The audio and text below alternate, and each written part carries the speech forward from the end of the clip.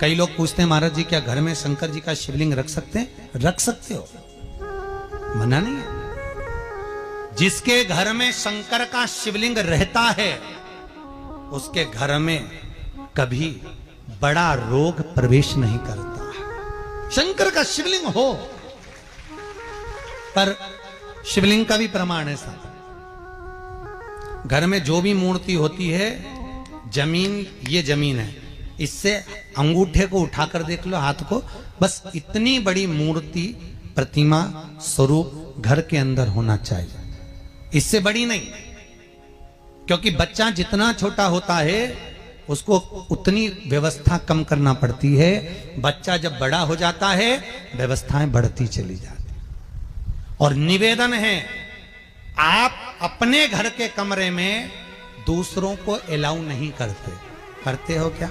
जेठानी का लड़का आया तुम्हारे कमरे में आकर बैठ गया, देवरानी का आया या ननंद के छोरा छोरी आए तुम्हारे कमरे में बैठ गया, तुम्हें अच्छा लगेगा?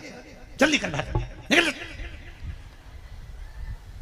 अपने कमरे में तो बच्चे कहते हम कहां जाएं? दादी के कमरे में जा, क्योंकि बेचारी दादी का कमरा तो पंचायती। अपने कमरे में कोई नहीं होना।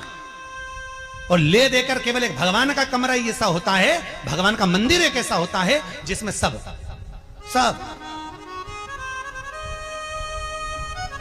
तीर्थ करने गई। कहां? रामेश्वर। गणेश जी भगवान शंकर से बोले पिताजी फिर तीर्थ गई है। शंकर जी बोले बेटा खसक के बैठ जा, पकड़ के लाती होगी।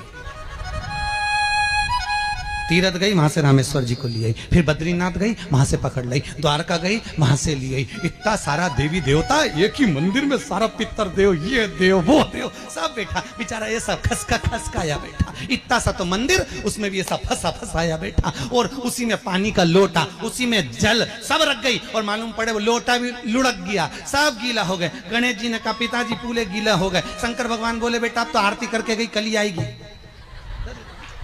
अब तो गई और सुबह से आई, इतनी सी शक्कर लिए, इतनी सी कटोरी में, और आरती भी कर रही शक्कर धर के, और दिया हाथ में, और इधर हाथ में घंटी, तन मन धन सब कुछ तेरा, मुंह से बोल रही तेरा, ऊपर से दिखा रही ठेंगा, समझना मत ही तेरा,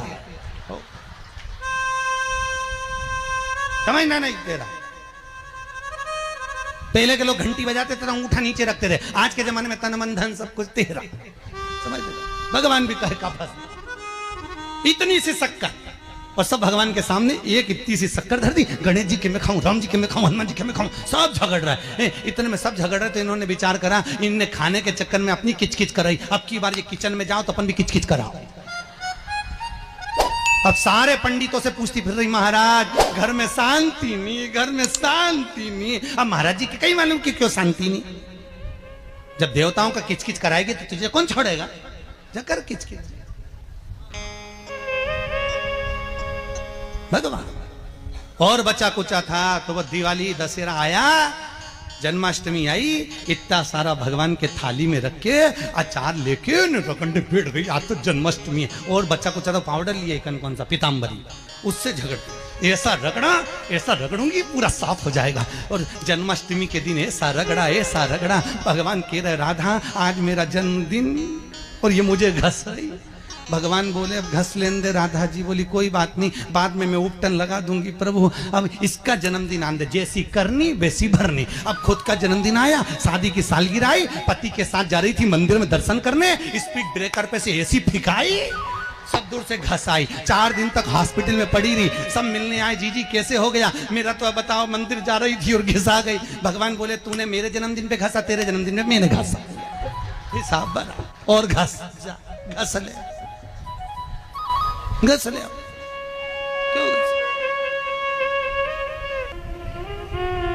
भगवत भजन चित्त वृत्ति में परमात्मा में भाव होना चाहिए।